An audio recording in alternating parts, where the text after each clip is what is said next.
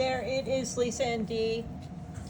We've had a few people ask about blending, and we just wanted to do a short video. This is what we do at the beginning of the tips and tricks class, like for beginners. Of course, it's a whole lot more than that, but this is just something. And Dee's going to show you a little bit of blending for those of you who are having trouble.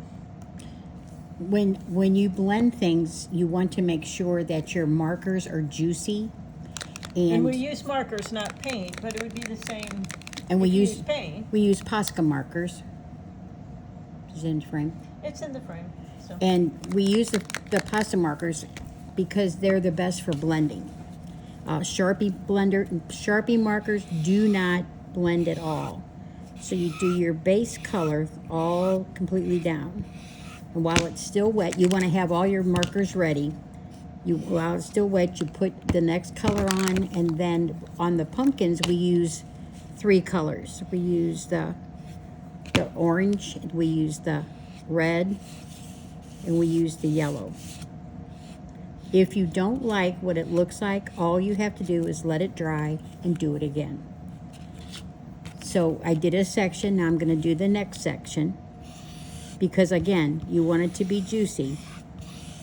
That's more red to it at the bottom, because on here it's hard to tell that you have a darker color.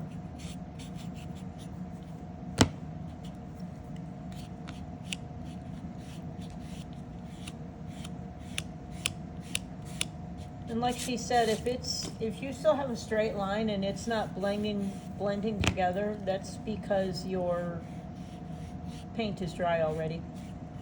So that's why you want to have your whatever paint you're going to use at the ready. Still in frame? Yep.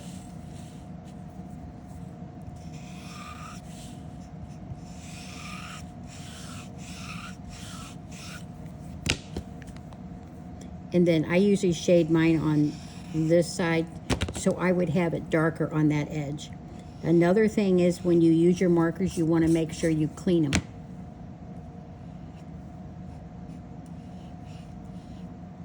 Now, I'm just using my finger, and I'm not pushing real hard or anything. So see, my light comes in from this way, and then my shadow would be over here on this side. There we go. Okay? And that's as simple, that's as easy as it is. My finger. It's a good day when all my fingers have different colors on it.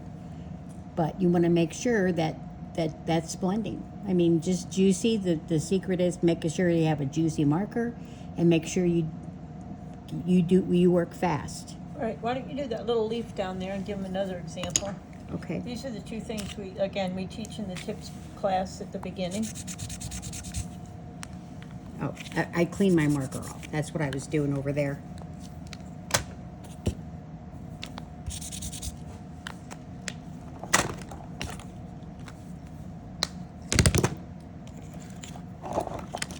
You have an apple? That's it. There we go. So again, when I'm getting ready to do the blending, I always like to have whatever colors that I'm going to use right here with me. A lot of times when I do a leaf, I use a mopper because those are really juicy.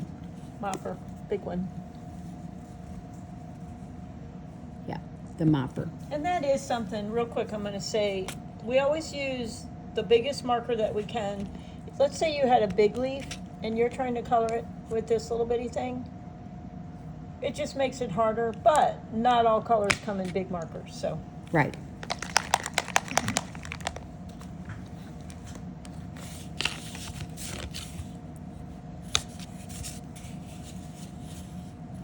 And moppers are really juicy. You have to be careful not to squeeze. Never squeeze a mopper.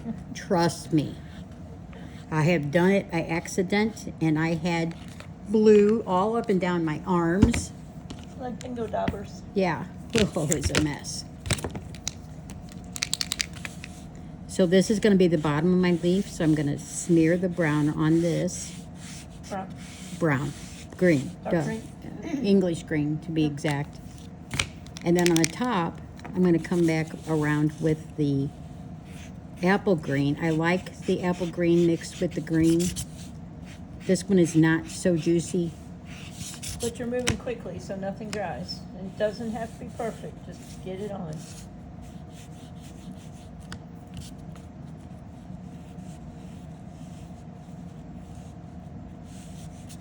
Did you notice how she switched fingers from the dark green to the light green? Otherwise, it becomes mud. From the orange, you don't Yeah. want to put orange on green because it really is pretty gross. I just put new tape on my board.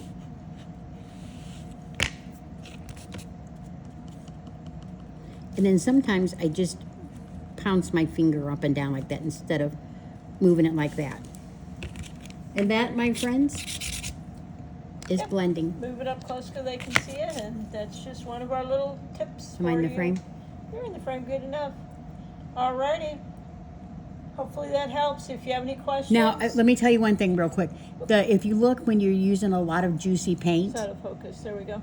when you're losing a lot of paint, you get it into the engraved lines. So then just use a crack cleaner outer to clean it out, which is a dental tool or toothpick. Toothpicks break, so we use these like dental tools.